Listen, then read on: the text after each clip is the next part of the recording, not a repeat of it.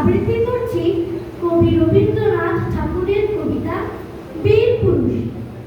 মনে করো যেন বিদেশ ঘুরে মাকে নিয়ে যাচ্ছি অনেক দূরে। তুমি যাচ্ছ পালকিতে মা চড়ে, দরজা দুটো একটু কুপুয়াক করে। আমি যাচ্ছি রাঙা ঘোড়ার পরে, টকবগিয়ে তোমার পাশে পাশে। রাস্তা থেকে ঘোড়ার ঘুরে ঘুরে রাঙা ধুলোয় মেঘ উড়িয়ে আসে।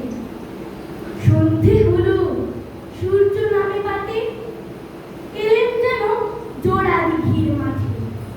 ধুধু করে যেদিক পারে যাই, কোনোখানে জনমানব নাই। তুমি যেন আপন মনে তাই ভয় পেয়েছ, ভাবছ এলেন কোথা।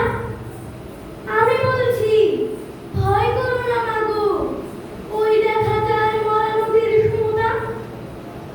তোর পটাতে মাঠ রয়েছে ঢেকে, মাঝখানেতে পথ গিয়েছে বেঁকে। গরু বাছুর নেই কোনোখানে, সন্ধে হতেই গেছে গোয়ের পানি। আমরা কোথায় যাচ্ছি কে তা জানে, অন্ধকারে দেখা যায় না ভালো। তুমি যেন বললে আমায় ডেকে, দিঘির ধারে ওই যে কিসের আলো।